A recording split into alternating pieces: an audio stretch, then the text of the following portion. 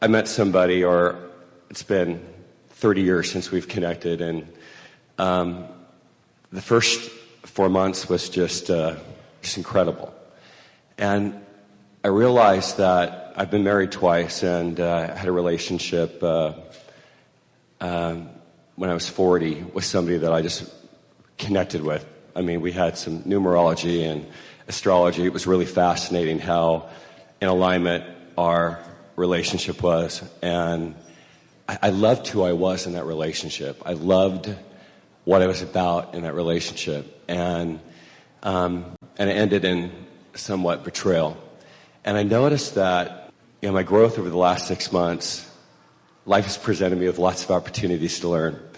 And over the last 6 months, I evolved, and I got so close to this woman, and I felt so attached because I had the same feelings I had with the person that I thought was, my soulmate, whatever, just in alignment with that year.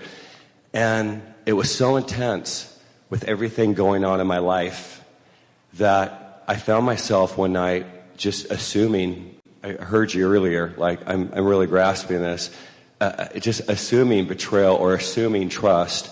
And I just, without any hesitation, sent her this text and said, I'm done. I'm done. And I guess my question is, and I think I already know the answer. Next. Which is, my desire is not to react. And what I'm getting is that, or what I believe I'm getting is that in the vortex, you don't have to judge what is happening now. You are where you are now. Regardless if my part of me is attached to this person, it is what it is. And I'm growing from this situation because my vortex is what I've created up until now. And my job in all of it is just to enjoy and be and learn and not contaminate it with, help me. Well, it's easier said than done, isn't it? And the thing is, when you are in the inside... Damn it.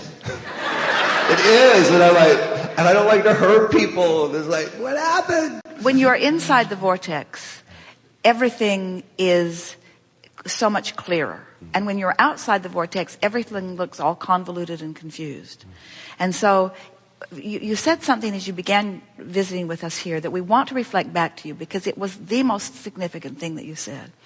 You said, I felt so connected to this person. I felt so connected. And we wanted to jump in and say, well, what was going on there was that each of you were catalysts or conducive to helping the other one find alignment with who you really are. In other words, what you were really connecting with was your own vortex. What you were connecting with was your own dream of a relationship. What you were connecting with was all that you'd put into the vortex. And so you were catalysts that helped one another connect at times. And for a while, you were really good at that. But it was your connection to your own alignment. It was your own alignment that you were feeling in all of that, you see.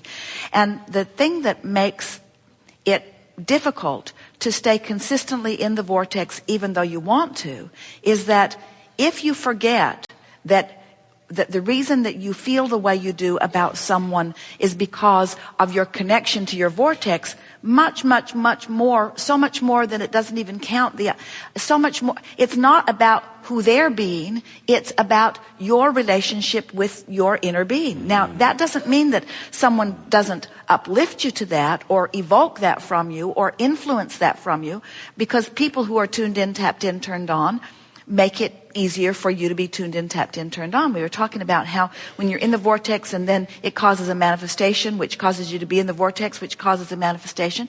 When you get on a roll like that, and new in relationships you often can, because you don't know enough about each other, you don't have a lot of baggage about each other, the newness of your relationship is kind of distracting you from the bad stuff that's gone in, the trust issues that you've had in other relationships.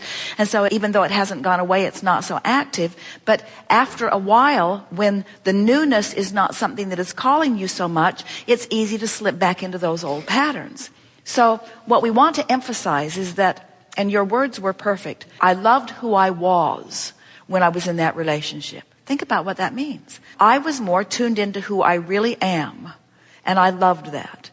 Well, you just have to make a decision that you're not ever again going to hold anybody else responsible to who you're being.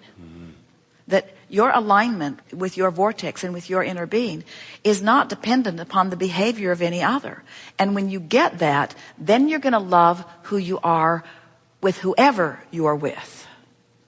We often say to people who want to talk about relationships, you just have to make your relationship with your vortex and your inner being your primary relationship. Right. Almost to the point where you would say to anyone that you're coming to in a new relationship, I love you very much, but you're not my primary interest. And most would recoil and say, then you're not right for me.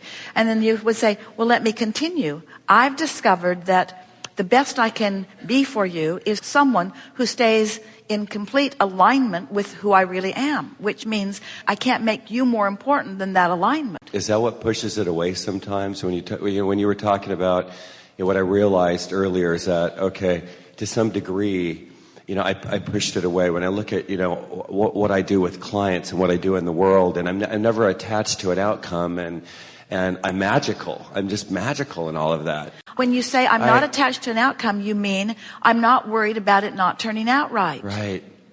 So if I'm not worried about it not turning out right, then I'm not introducing that resistance into the mix. Right. And since everything's already in my vortex and I'm not doing that thing I do that prevents it from happening, since I'm not preventing it, now it's going to happen. Because the only thing that prevents what you want from happening is resistance that you're introducing to it. Every time, no exception. Every time, no exception. So don't do that. So the attachment to the experience I'm having with this person. Use more words. What do you mean? The attachment to the experience. God, is it? It's a trip, because you start realizing, okay, what is it that I and I'm still in the relationship. It just has kind of gotten, distant, and it's shifted. But let's start again. It didn't shift. You shifted. You shifted. And you didn't shift in your relationship with the relationship. You shifted in your relationship with your inner being. Right. And so I started to feel bad. I started to judge myself. But wait. So you were willing to sacrifice your relationship with your inner being. I did. By focusing on unwanted things, and you're blaming the relationship for the way you're focusing. Exactly. So what you're saying is, you didn't distract me enough to keep me lined up. Or you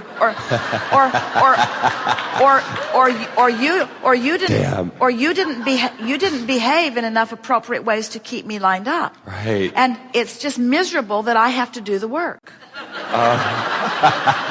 So I'm done. Right. I'm done with you. You're not supporting me in the way I need to be supported, because obviously I can't focus. I can only observe and regurgitate. Right. And, honestly, I can't believe I'm going to say it, but it felt like a great orgasm.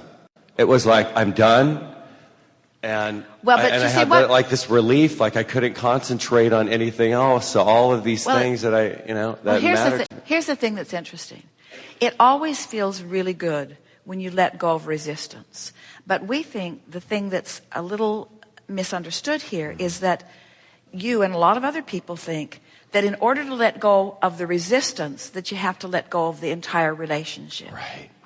And what we want you to understand is that someone said the other day, I've given up on my dream and I feel better. And we said, no, you don't. Yeah. Because first of all, you cannot give up on your dream. No. Your dream is going to dog you till eternity ends, and that will never be. In other words, your dream is always going to call you. You can't give up on it. So you can't give up on the idea of this ideal relationship. You can't give up on that. You've contributed too much in it. It's become too vivid and too real. And so the relief that you felt was you convinced yourself in a logical way that this relationship wasn't the one, and that pursuing it was keeping you from your dream rather than allowing it. And so what happened is you dumped off some resistance that you thought would make it easier for you to get what you want. But it turns out it's not making it easier, is it? And why do you think that is?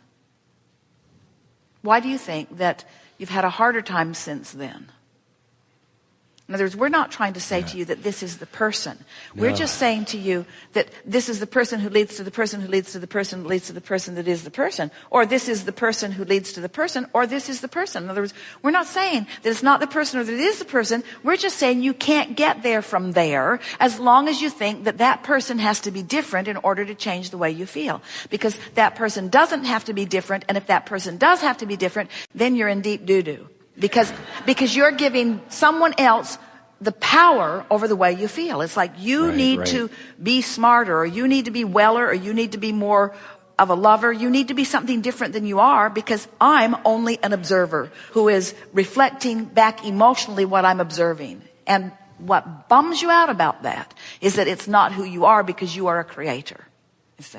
Absolutely right. And you're not just a creator of a relationship. You're the creator of how you feel in the world. You're the creator of you in a relationship. You're the creator of you in your body. You're the creator of you in life. You're the creator of you who is the star in the center of every manifestation. So you're the creator of you and all of the other people who play the various parts. You are the creator of what comes out of everyone's mouth.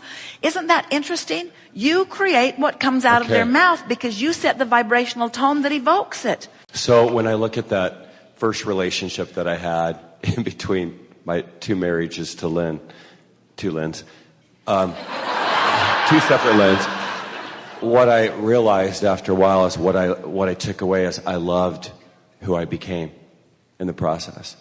That I didn't know that I had that. So tell us more about that. What did you love about it?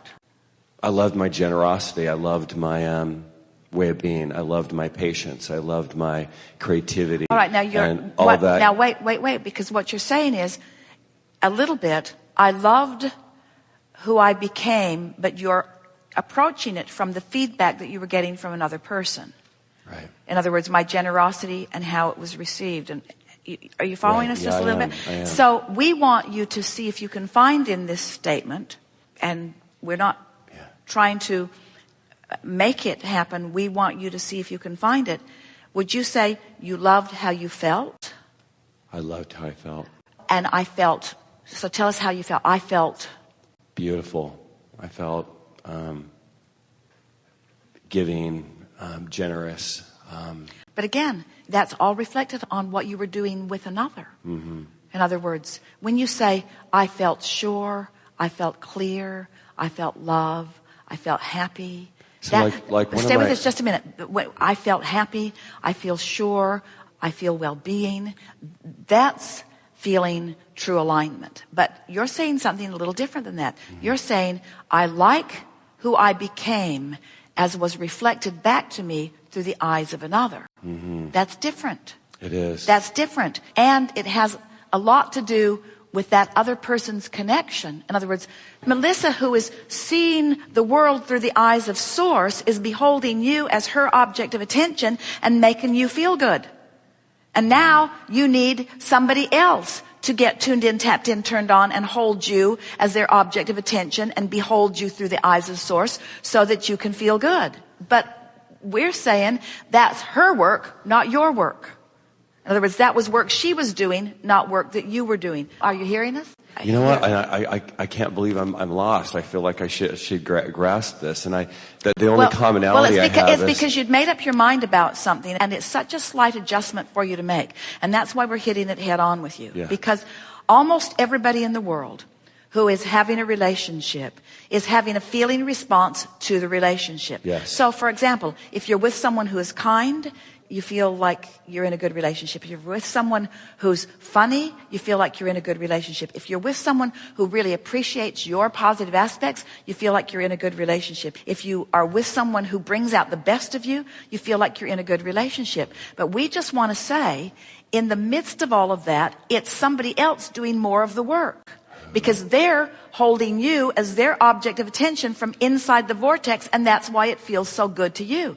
Now, of course, we would prefer that kind of a relationship to you than someone who's seeing you from outside the vortex, who's making you feel defensive and justify everything, but it's still not doing the work. In other words, you're not really going to feel satisfied until you feel all of those things about you without needing someone else to reflect it back to you.